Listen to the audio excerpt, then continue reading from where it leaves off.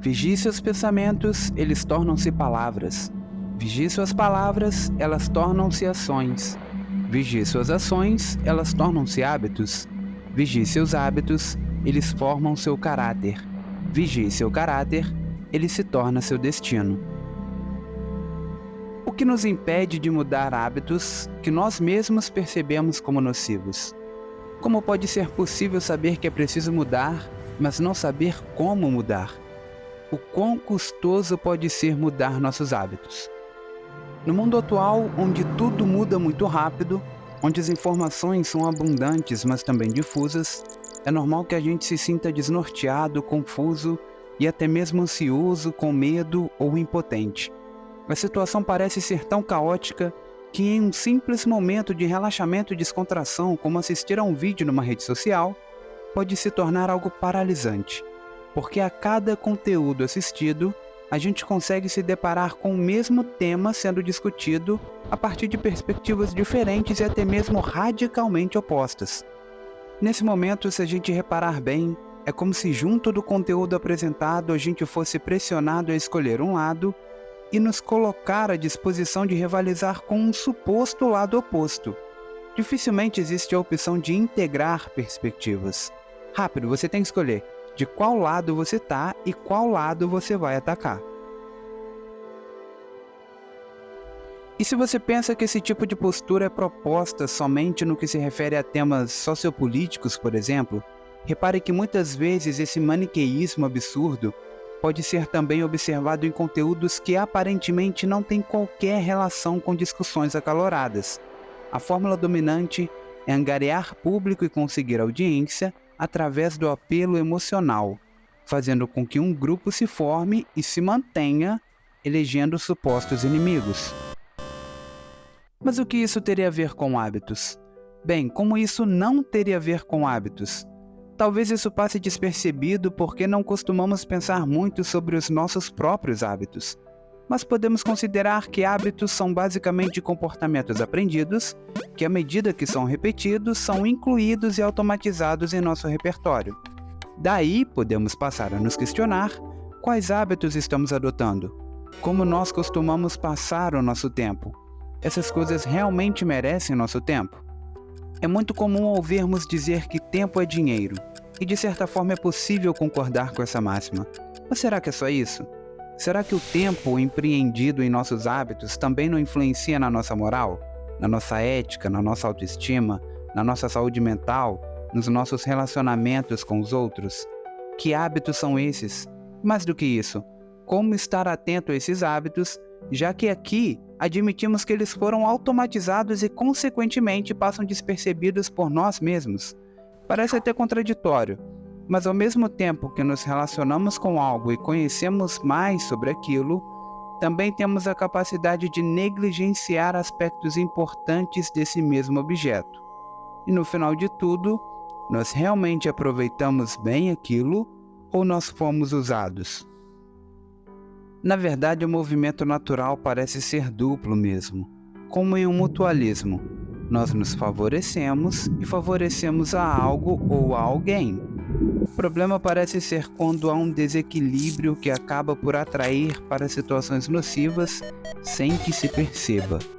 Logo, a tomada de consciência dos próprios hábitos parece crucial. Ok, mas como reconhecer os próprios hábitos?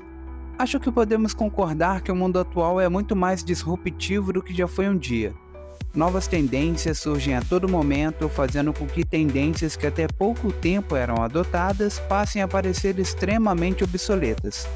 Além disso, novas ideias e modos de expressão e existência buscam e encontram seus espaços de alguma maneira em algum lugar, e assim o mundo se torna cada vez mais diverso, o que não quer dizer que não cause confusões e embaraços. Pense, por exemplo, em como o conhecimento era muito mais fixo e muitas vezes inflexível até os primeiros anos desse século, não faz muito tempo. Os jovens sempre parecem contestar a autoridade de seus pais, mas a referência maior geralmente eram os pais ou aqueles que ocupavam o lugar de cuidadores. Nas escolas, Os melhores alunos eram aqueles que conseguiam armazenar mais informações e responder ao maior número de questões de forma correta. Nos ambientes sociais, aqueles que assimilavam melhor as normas sociais eram entendidos como os mais ajustados ou adequados. De fato, essas características são indicativos de inteligência, mas não são as únicas. Pelo menos é o que passamos a entender e difundir com mais clareza a partir dos anos 2000.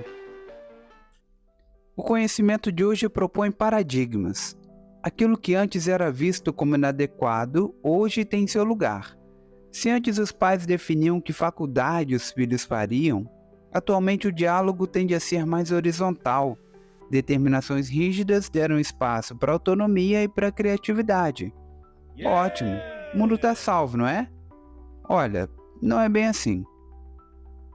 Certamente é ótimo que a gente possa viver em um mundo em que podemos acessar informações mais rapidamente e mais facilmente, em que podemos decidir o que queremos fazer em relação aos nossos estudos e profissões, que tipos de ambientes sociais queremos frequentar e até mesmo, vejam só, com quem queremos nos casar e constituir uma família. Mais do que isso, se queremos nos casar e constituir uma família ao modo tradicional, pai, mãe e filhos. Mas do outro lado dessa moeda, esse mundo aberto a possibilidades nos convida a nos implicarmos nas nossas escolhas. Cada vez mais é difícil dizer, eu tomei essa atitude errada em determinado momento da minha vida porque os meus pais me obrigaram. Cada vez mais somos chamados a nos responsabilizarmos por aquilo que escolhemos e deixamos de escolher. Temos mais liberdade, somos a geração que vai mudar o mundo, mas não conseguimos escolher com tranquilidade qual a melhor opção de comida no menu do aplicativo de delivery, ou qual programação iremos assistir na nossa plataforma preferida de streaming. Afinal, são tantas opções, não é mesmo? Bem, não é que a gente sempre tenha que saber de tudo, e algumas coisas realmente podem esperar pelas nossas decisões. Mas esses exemplos que foram dados sobre decisões cotidianas, apesar de poderem não parecer ligados aos hábitos, fazem parte disso. Veja, você quer o que você quer, ou você quer o que querem para você?